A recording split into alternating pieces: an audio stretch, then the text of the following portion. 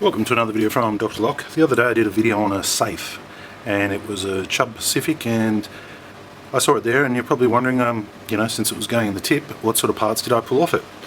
Well, I'm glad you asked, and if you're wondering why I pulled parts off it, even though I don't need the parts, is because I could, and I felt that I should, because parts like this you can't come across all the time, they're hard to find, and they're also good to look at as well, as far as, learning things about the safe. So I got the clock, time delay clock. I got the backing plate, which drives the bolts, and the handle comes through here, and the lock sits on here, and the other lock sits on here. So it's good to look at how it's mounted. And I also got this Legard digital swing bolt action lock, which looks like it has been opened, which will also be kind of cool to have a look inside, see how the memory works. I also got the battery pack for it. A lot of the keypads come out with battery packs on the back of the keypad. This one comes out with one like this. When I couldn't get the keypad off for some reason, it just wouldn't budge, and I didn't want to sit there hitting it all day. And I also got this bolt. I don't know why I got this bolt, it's just solid as, and I thought it'd be good to, for hitting things, or, using a sledgehammer behind it when I've got to force something. But I got a bolt too. And last but not least, I got the handle. Don't know why, but I just did. And I got some bolts too to go with it. Never have enough nuts and bolts. Stuff that I'll probably never use again. But I couldn't help myself.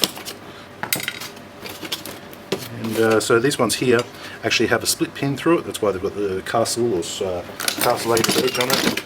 And that's pretty much all I got off that Chubb Pacific.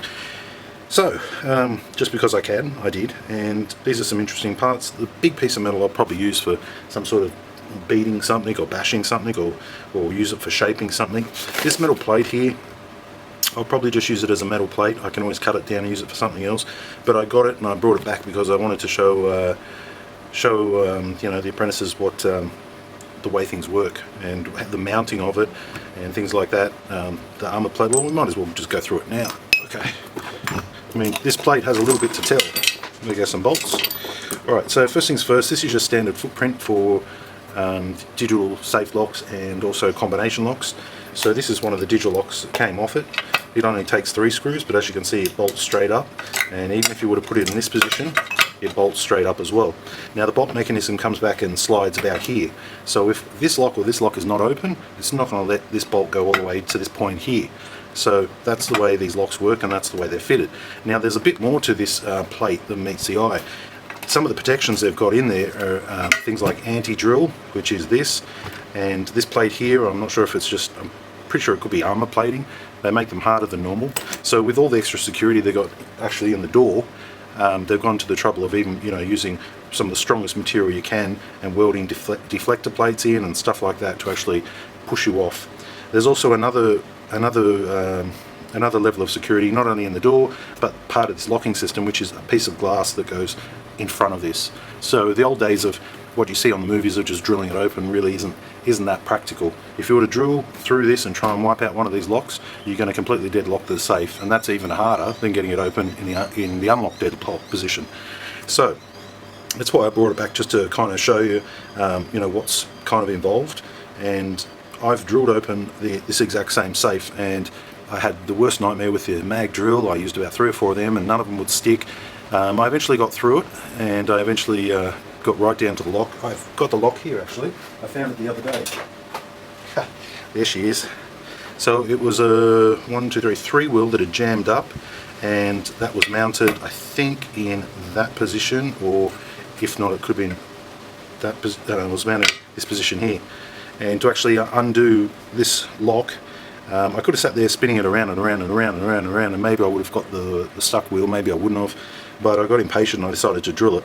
And basically to get that took me, I think I went there about 7 times, 2 hours at a time, maybe 14 hours to get the safe open. It was a love job, so I was doing it for the love of it, for the experience, not actually for the money that I was getting paid, because it became non-profitable very quickly, because I'm not a safe expert.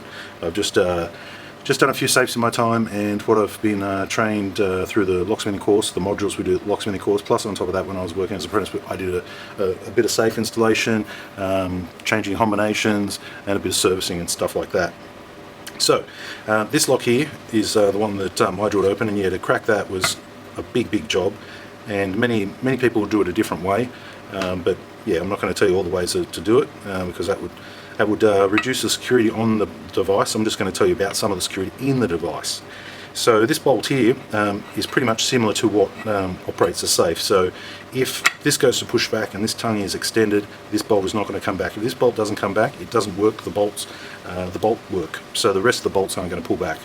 And it works the same for this one here.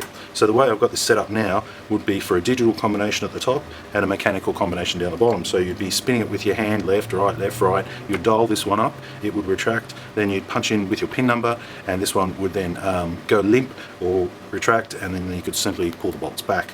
So it's pretty cool on how it all kind of works. I found this battery pack, so it's from an older model. Oh yeah, so if you want to know a little bit more about the level of security, let's just throw that up there. This bad boy was mounted behind everything else. I didn't get the driver pin because I'm never going to mount it in my own safe. When I looked at the quality of this and the rust on it, I thought there's no way I'm going to put this into my safe, although it will probably be rock solid for many years. The problem is if it ever failed, I would be horrified having to reopen this safe via drilling it open. So I thought, no, I'm not going to do it. My current safe already has a combination and it has a digital lock, so they're pretty rock solid. My combination also has a time delay, so this right here, it serves a purpose, but it's pretty much not for me. I believe, and don't quote me on this, someone else can leave it down in the comments, I believe this is like a 24-hour clock where it allows access between certain periods. I do believe the electronic stuff now can do that too, depending on which model you have. I've only ever really worked on the base models, which are digital, multiple codes and time delay. So as far as operating times, pretty sure they'll be doing it digitally now rather than having one of these units. One of these units basically sits behind, and once again, all this bolt work's not going to work if this is operated. And the way it operates, if you can see here, there's a big bolt that pops out. And we've got 2 and 2. I technically, and let's lock it, so we're going to push that up there. You see that? Big bolt pops out. I will be pulling it apart. Technically, I guess you would need to be a locksmith and trained as a watchmaker to work on this. And if you're installing a safe, you probably need your forklift license as well, because a safe like this is generally quite heavy. So that'd be 3 tickets, not including some of the other tickets you might need if you're in Australia.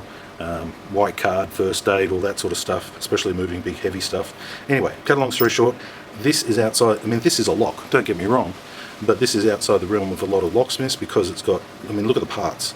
You know, I think it said Swiss movement on it somewhere as well. Yeah, Swiss made. So I'm going to go over this in a different video when I open that up and see what's in it.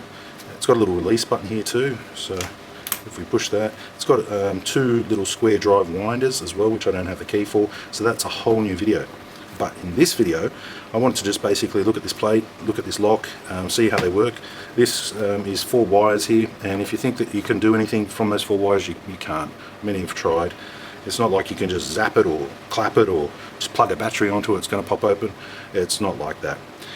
This is the power supply, which it goes to, and then from there it goes on to the keypad as well. So there'd probably be some sort of fusing board and all sorts of stuff going on. That's the way they do it. If they weren't rock solid and if they weren't, you know, extremely hard to get into, they wouldn't be any good as a device to keep people out. So yeah, the handle, look, the handle on my safe is better, so I don't know what I'm going to do with that. I've got to find the grub screw for starters, but that's not too big a thing. This will just be a bashing bar. This armoured plating I'll probably just cut up and use somewhere else, but I just wanted to show the mechanism of how it actually works and about footprints. You know, this is a 4 bolt, and this is the exact same 4 bolt. It's just, it's in the wrongs. They're using 3 and not 4. And basically that they've put this extra shield in here so that, you know, you can't like drill through the safe, drill through and just attack these 2 little parts here. You've got armour plating here, this plating here. This is deliberately done on an angle, by the way, and you also have to include the doors, which are designed on an angle, and they're steel, and then you've got concrete, and then you've got more concrete and all sorts of crap in the door. So it really is a battle to even get to the locking mechanisms on one of these safes. And you can pick up one of these safes now for about $1,000 to $2,000. And honestly, apart from getting somebody to deliver it, I would buy one any day of the week because they're rock solid for what they are. as long as you lubricate the door and look after it, it'll last for years and years and years, and you're going to get a lot of use out of it. So anyway, that's looking over what's left of this Chubb Pacific safe. I'll do a separate video on this one because that's going to be cool to look at and see, you know, kind of bits and pieces, and you know how it works, right? Well, how it ticks. We're going to pull it apart and see how it ticks. Anyway, leave your comments down below. Thanks for watching.